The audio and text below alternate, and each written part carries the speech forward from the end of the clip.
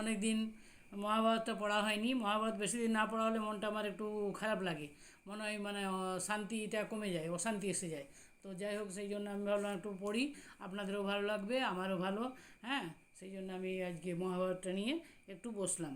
আচ্ছা, আজকে ভীষ্মের সরসজ্জা।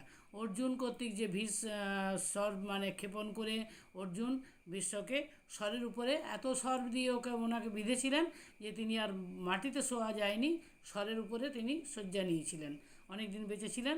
কুরুক্ষেত্রের যুদ্ধের পর শ্রীকৃষ্ণ এসে দেখা করলেন, তারপরে উনি ওনার কাছে অনুমতি নিয়ে স্বর্গধামে গেলেন। ভীষ্মের সরসজ্জা। সঞ্জয় বলেন, ভীষ্ম পড়িল সংগ্রামে, ঘৃণায় না কহিল রণ শিখণ্ডীর রোশনে, যমদগ্নি বীর যারে জিনিতে না পারে, হেন বীর পড়িক শিখণ্ডীর স্বরে, আনন্দিত হইল যত পাণ্ডবের গণ, তবে দ্রোণ নিষেধিল আজি নাহি রণ, মলিন বদন হইলা কৌরবের গণ, পাণ্ডবের গণ হইল আনন্দিত মন। পাণ্ডবরা আনন্দ করলেন, কৌরবেরা বললেন, দ্রোণাচার্য বললেন আজকে যুদ্ধ হবে না। ভীষ্ম সরসজ্জায় পড়ে আছেন।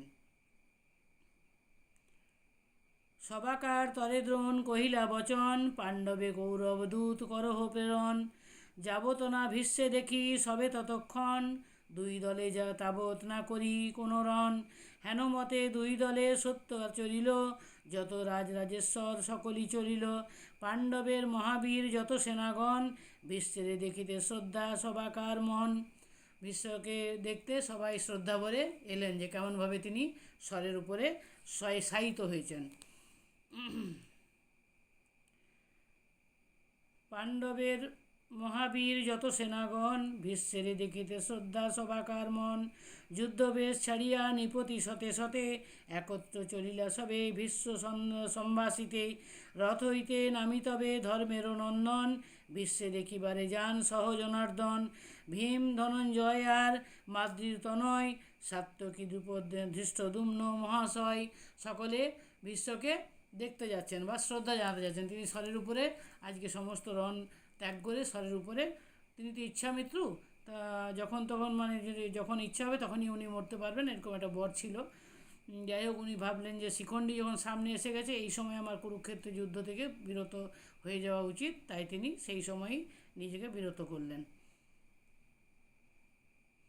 পাণ্ডবের মহাবীর যত সেনাগণ, ভীষ্মেরে দেখিতে শ্রদ্ধা সবাকার মন, যুদ্ধবেশ ছাড়িয়া নিপতি শতে শতে, একত্র চলিলা সবে ভীষ্মে সম্ভাসিতে, রথ হইতে নামি তবে ধর্মের নন্দন, ভীষ্মে দেখিবারে যান সহজনার্দন, ভীম ধনঞ্জয় আর মাদ্রির তনয়, সাত্যকী দ্রুপদ ধৃষ্টদ্যুম্ন মহাশয়, অভিমন্যু ঘটোৎকচ মৎস্য অধিপতি, দ্রৌপদীর পঞ্চপুত্র রাজার সঙ্গতি। দ্রৌপদীর পঞ্চপুত্র ধৃষ্টদ্যুম্ন, ভীম ধনঞ্জয়, মাদ্রির তনয়রা সকলে, মাদ্রির তনয় মানে নকুল সহদেব, সকলেই মানে যেতে শুরু করলেন ওনার দিকে বিশ্বকে দেখতে। অভিমন্যু ঘটোৎকচ মৎস্য অধিপতি, দ্রৌপদীর পঞ্চপুত্র রাজারও সংহতি, স্বরেরও শয্যায় যথা আছে ভীষ্মবীর, প্রণাম করিয়া কহিছেন যুধিষ্ঠির, ওহে পিতামহ তুমি বলে বীরবর, সত্যবাদী জিতেন্দ্রীয় মর্যাদা সাগর, ভৃগুরাম অভিশাপ দিলেন তোমারে, দুর্যোধন হেতু তাহা ফলিল সমরে, শিশুকালে পিতৃহীন হইনু পঞ্চজনে, পিতৃশোক না জানিনু তোমারও কারণে, আজি পুনঃ বিধিতাহে কহিলেন বাম, এতদিনে আমরা অনাথ হইলাম। বললেন যে আমরা যখন ধৃতরাষ্ট্র মারা যান, ধৃতরাষ্ট্র বলছি, ওনাদের যে পিতৃহীন হয়েছিলাম, তবু আমরা পাইনি, যে ভাবিনি যে আমরা অনাথ, কিন্তু বিশ্বদেবী যখন সরসজ্জা নিলেন বা মৃত্যুর মুখে পড়লেন, তখন আজকে আমাদের মনে হচ্ছে আমরা অনাথ হয়েছি।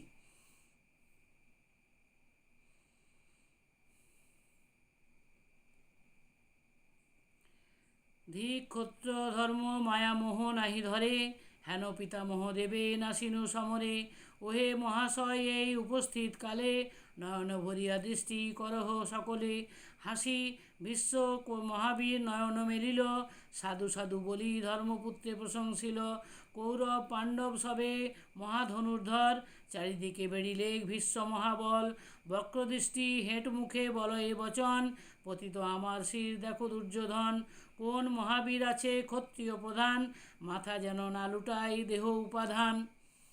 মাথা তার লুটাবে না, তার দেহ উপাধান। তোমা সবাকার যেন যুদ্ধ সদা দেখি, হেন স্থান করি সবে মরে যাও রাখি। আমি যেন তোমাদের যুদ্ধ দেখতে পাই, সেরকম স্থানে আমাকে শায়িত করে রাখো। তোমরা যে কুরুক্ষেত্রের যুদ্ধ আরও যে বাকি আছে সেটা আমি এখানে শুয়ে শুয়ে দেখব, এমন জায়গায় আমাকে রাখো, দূরে বা রাজমহলে কোথাও আমাকে রেখো না। রথ হইতে দুর্যোধন আনিল সত্তরে, দিব্য দিব্য উপাধান ভীষ্মের শিয়রে, হাসিয়া বলেন ভীষ্ম শয্যা মম স্বর, হেন উপাধান কোন হেতু নিপবর, ক্ষত্ররাজ হইয়া না বুঝহ সমর, মস্তক তুলিয়া দেখে বীর ধনঞ্জয়, বিশ্বমন বুঝিয়া অর্জুন ধনুর্ধর, প্রণমিয়া গান্ডিবে জোড়য়ে দিব্যস্বর, তিন বাণ হানিলে দৃঢ় মুষ্টি করি, মস্তকে তিন ভাগে রহে সম করি, পুনরপি বলে ভীষ্ম শুনো পার্থবীর, শয্যা করি দেহ যাহে থাকিবে সুস্থির, গান্ডীব লইয়া বীর পুরিয়া সন্ধান, অস্ত্র এরি সরসজ্জা করিল নির্মাণ। বললেন আমাকে বালিশ মতো করে দাও, মানে মাথার বালিশ করে দাও। তাই তিনটি শট দিয়ে মাথাটাকে অর্জুন ধরে রাখলে, মানে করলেন, ধরে রাখার মতো ব্যবস্থা করে দিলেন। আর বললেন আমাকে স্বরের শয্যা করে দাও, আমি এমনি শয্যায় শায়িত হব না, স্বরের শয্যা বানিয়ে দাও।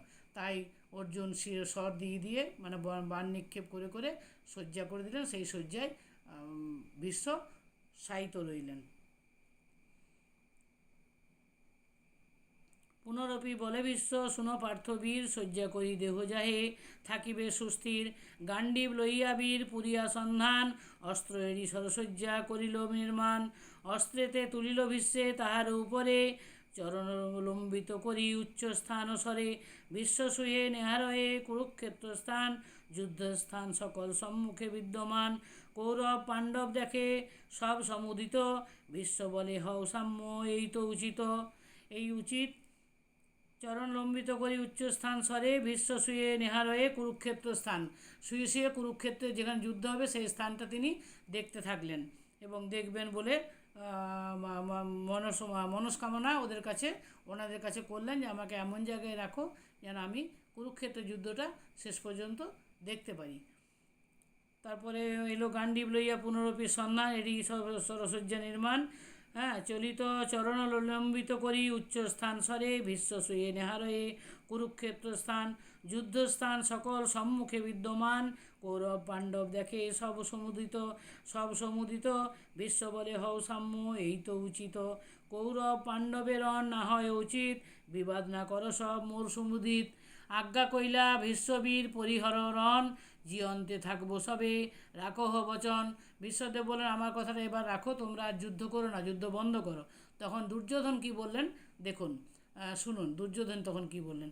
বংশ রক্ষা করো তুমি শুনো দুর্যোধন, আমার বচনে তুমি হও সম্বরণ, এই কথা ভীষ্মবীর কহিলেন যবে, দুর্যোধন প্রত্যুত্তর দিলেন সে তবে, আমার কারণে হইল তোমার নিধন, পাণ্ডব সহিত প্রীতি কিসের কারণ।